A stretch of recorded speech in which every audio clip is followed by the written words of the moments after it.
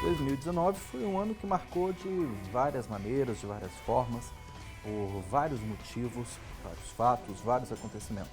A beleza do jornalismo é justamente a gente poder contar, né, e vivenciar junto uma história com a pessoa todo dia. Acho que o bacana é que a gente chega aqui na televisão, tem uma pauta ali esperando para que a gente faça, só que a gente nem sempre sabe o assunto. Então pode ser que seja uma surpresa, né? Na verdade, todo dia é uma surpresa, né? Uma história nova para a gente contar. Para quem não sabe, né, o trabalho de um produtor, ele começa assim bem antes, né?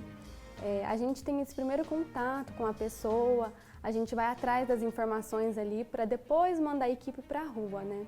Então a gente acaba tendo esse primeiro contato, onde a gente busca, né, checar todas essas informações, né? Para ver se realmente está acontecendo dessa forma, realmente entender um pouquinho melhor o que está acontecendo de fato com aquela pessoa.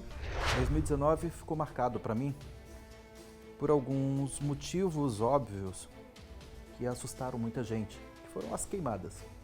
Nós tivemos, por exemplo, o caso de uma usina lá de Goiatuba, que o fogo chegou tão perto dos tanques de combustíveis de etanol, que teve que se evacuar toda a usina. Devido ao risco de explosão, todos os setores da usina foram evacuados. Evacuando todas as áreas neste momento, ó. Tudo correndo, ó. Tudo cheio, ó. São vários focos nessa área aqui de Canavial. A gente está durante a tarde e parece que é noite, por causa de uma fumaça escura e densa que se forma e acaba se espalhando por todo o ambiente. Não foi só a usina que ficou em risco ali, né? A natureza também. Depois a gente voltou lá para poder mostrar como ficou e foram encontrados vários animais queimados porque o fogo saiu de controle e foi queimando tudo que tinha pela frente. Então nós encontramos vacas, uma série de animais que infelizmente perderam a vida aí por conta desse fogo. Uma queimada às margens da BR-153 em Tumbiara, no sul do estado, se alastrou rapidamente. A BR-452 também foi atingida e as duas rodovias federais precisaram ser interditadas. Na 153, um congestionamento de quase 2 quilômetros se formou. O produtor rural só pensou na família quando se viu cercado pelo fogo. Só pensava na minha família, minha esposa e minha filha de 3 anos que estava ali na sede. Eu olhava para lá, estava tudo preto.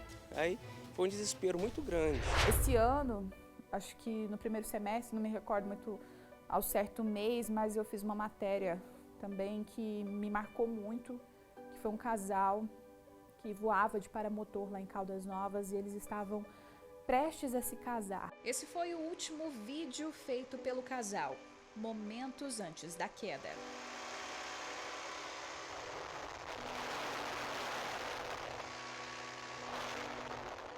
Vitória Carolina Gonçalves e Marley de Souza Rego decidiram sobrevoar a região de Caldas Novas no fim da tarde de ontem. Passavam pela zona rural, bem próxima à cidade. Cerca de 30 minutos depois da decolagem, o casal perdeu o contato que fazia com os amigos. Era noite quando as buscas começaram, mas o casal só foi encontrado já sem vida na manhã seguinte, nessa área de mata, bem próxima à GO 309. E quando a gente chegou lá no momento, eles ainda estavam lá, os corpos não haviam sido retirados e tinha também alguns parentes lá no local do acidente e é isso, sabe? A gente sente a empatia ali naquele momento, a gente sente a dor do outro e a gente tem que se manter forte, porque afinal de contas a gente está ali a trabalho. Nós tivemos acidentes gravíssimos, tanto em rodovias, nas águas e lagos aqui do sul do estado e também acidentes aéreos. Mas eu vou destacar aqui um específico, que foi na BR-452, quando uma família estavam vindo sentido a Itumbiara e de repente um acidente grave tirou a vida aí de 3 dessas pessoas que estavam no carro. O acidente foi ontem à tarde, na BR-452. O motorista teria tentado uma ultrapassagem e bateu em um carro e um caminhão. A que tinha menos de 2 anos deveria estar numa cadeirinha, tá? E os outros 2 que tinham idades entre 7 e 10, bastava o cinto de segurança no banco de trás. A mãe chegou a ser socorrida, mas morreu no hospital. Era por volta de 10 horas da noite de sábado quando o helicóptero modelo Robson R-44, fabricado em 2008, caiu no Lago das Brisas, em Buriti Alegre, no sul goiano. Esse dia eu estava de plantão como produtor era um local de muito difícil acesso para telefone, nós tivemos que mandar nossos repórteres, nosso cinegrafista para o local, tudo assim, já tarde da noite, para passar a noite lá trabalhando. Nossa equipe chegou ao local do acidente ainda na madrugada e acompanhou todo o trabalho dos bombeiros. A gente está com 2 embarcações ali na água, fazendo as buscas superficiais até para demarcar o local onde a aeronave caiu, para facilitar as buscas. Né? Aquele dia a gente ficou lá até por volta de 3 da manhã, né? Quando os bombeiros terminaram as buscas, porque apenas uma menina tinha conseguido sair. Ela sobreviveu e saiu, e as outras 3 pessoas, assim, não tinham informação. Provavelmente já havia, né, morrido. Isso aconteceu no sábado à noite. Na segunda-feira a gente já iria, então, entrar com esse assunto aí para todo o estado.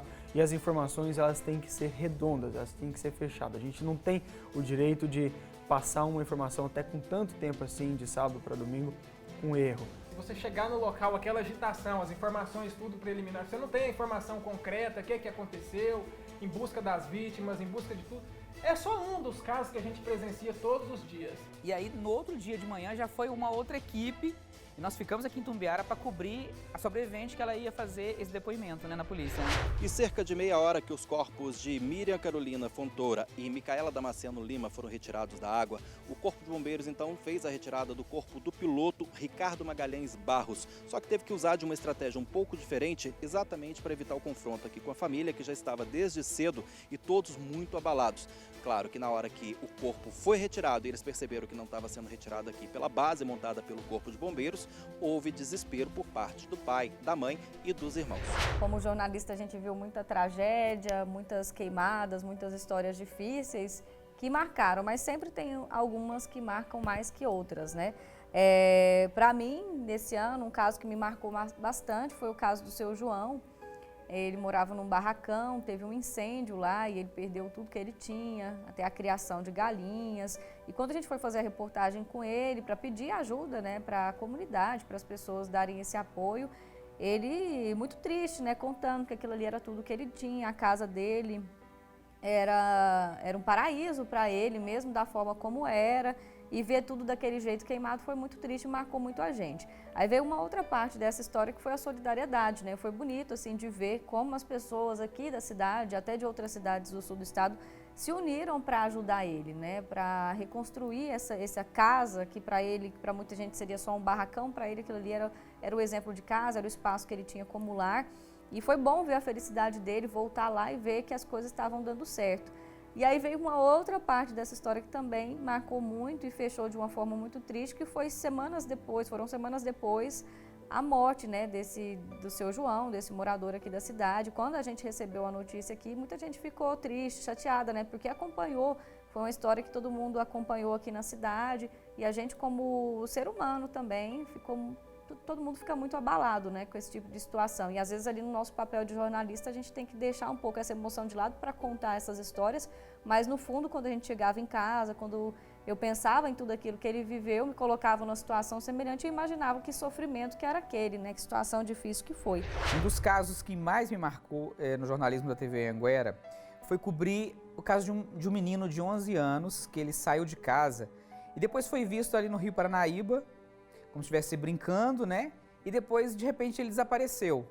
E essa informação chegou até a família e começou aquele desespero, não sabia se a criança tinha se afogado, se a criança tinha conseguido sair do local. E era muita informação desencontrada e a família teve de lidar com isso. Os mergulhadores concentraram as buscas numa área de 500 metros. A profundidade aqui do rio varia, em torno de 12 até 35 metros de profundidade. E a chuva forte aqui na manhã de hoje tem dificultado os trabalhos. Nossas equipes de mergulhadores de resgate e equipes de busca estavam nas proximidades local, rapidamente identificaram o corpo e removeram até as margens, aguardando que o QML fizesse o recolhimento. Então eu acredito que sim, essa foi uma das histórias que realmente mais me marcou pelo drama dessa família. Ficar horas aí tentando encontrar a criança nesse desespero e, claro, tendo que conviver com várias informações desencontradas. Eu acho que esse foi um dos casos assim, que me marcou muito como repórter.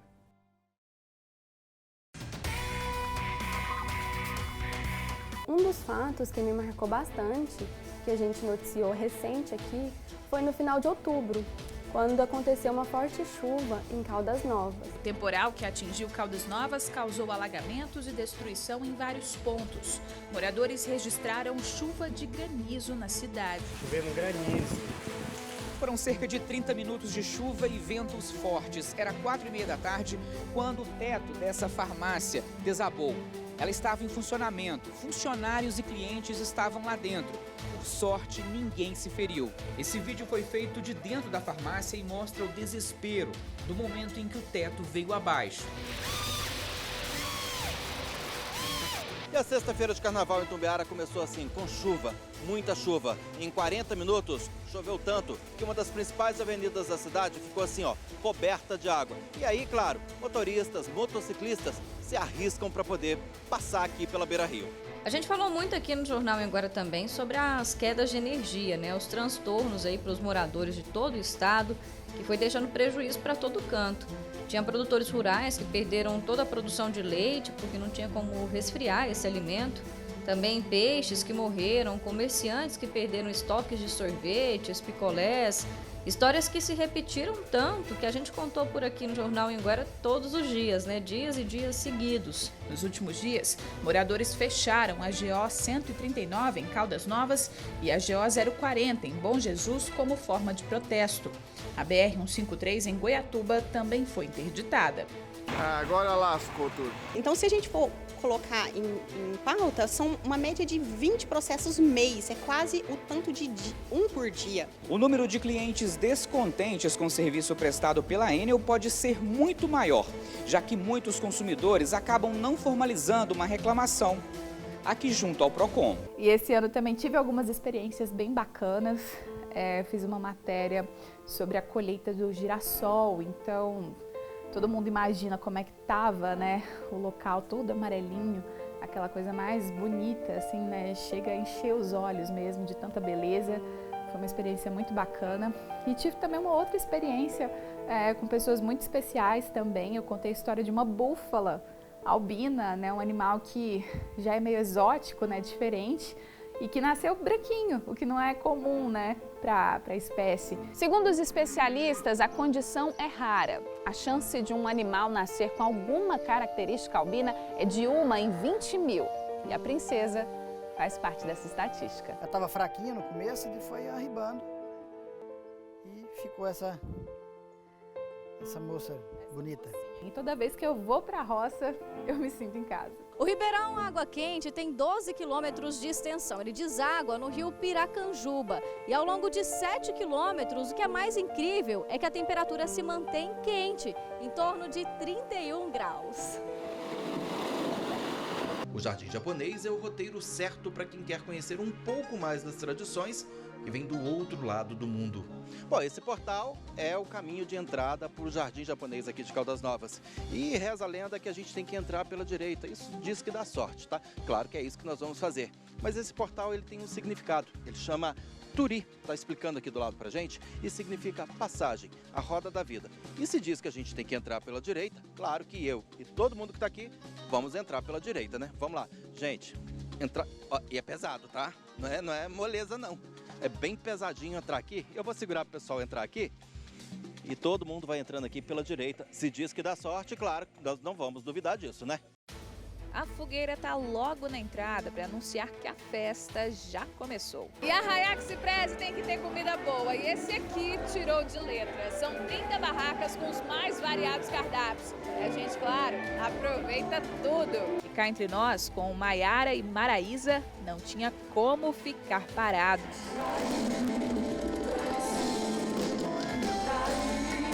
A gente está numa alegria maravilhosa de estar aqui fazendo a abertura dessa festa. Acho que é uma das únicas festas assim, que eu conheço, né, de festa junina, arraiá, que eu vejo que tem que seja beneficente, que tem essa preocupação. E quem aproveitou para tirar muita foto também foram os fãs do cantor Luan Santana, porque afinal de contas foi ele quem comandou a terceira noite de festa aqui em Itumbiara. Itumbiara, te amo, beijo.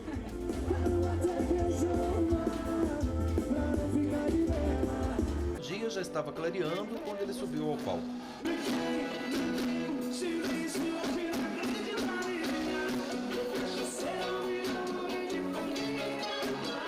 E o público continua aqui. Ninguém Ninguém arreda o pé enquanto ele estiver fazendo o show. E claro, todo mundo acaba cantando junto. Uma história bacana de conhecer também nesse ano de 2019 foi da dona Luzia.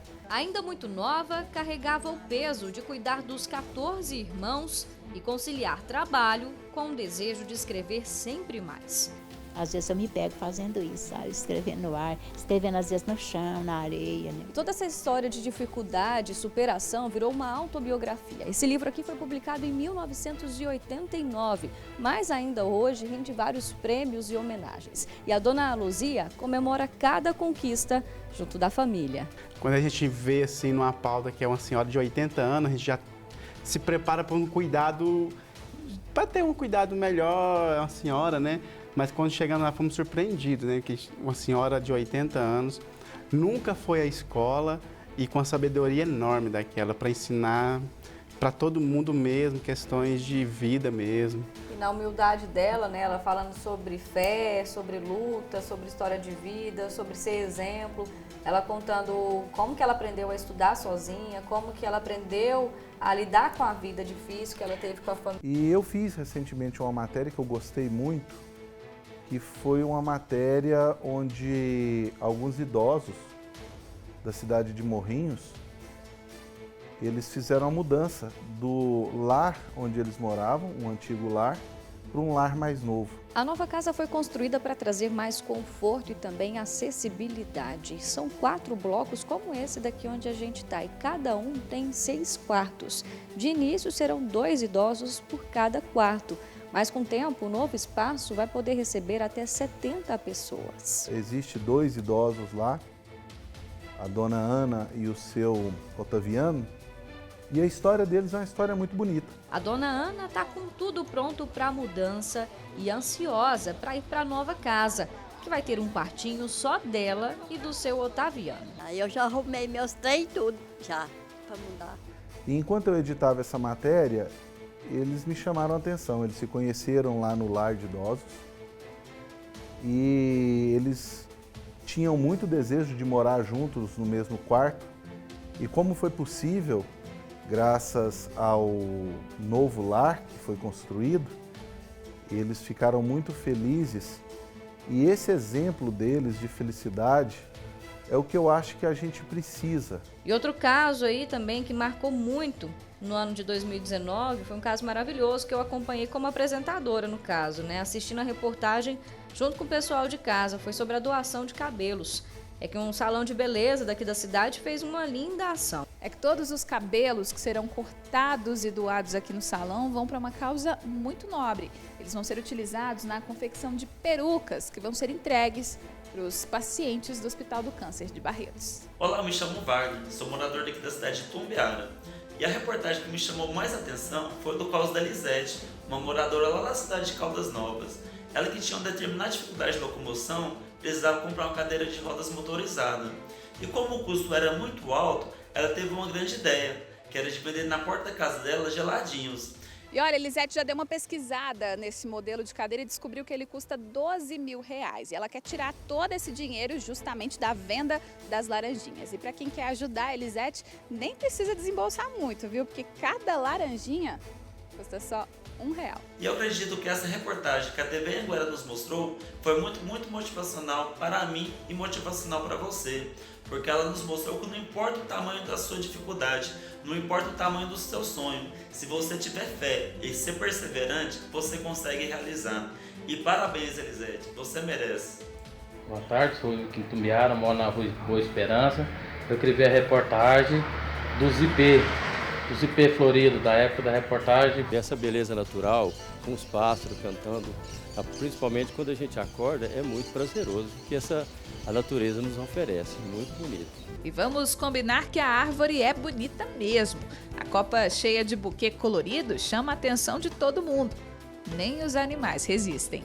O ano também foi marcado por conquistas e derrotas. A gente está falando do esporte. O Itumbiara infelizmente não conseguiu se manter na primeira divisão do Campeonato Goiano. O Goiatuba tinha a vantagem do empate, o mando de campo, a torcida a seu favor e a vaga garantida no acesso. Mas ele quis mais, quis fazer bonito e fazer história. Levantou o troféu de campeão da 3ª divisão da Série C com casa cheia e totalmente invicto no Campeonato Goiano. E agora é comemorar e agradecer a Deus por tudo que aconteceu na nossa vida.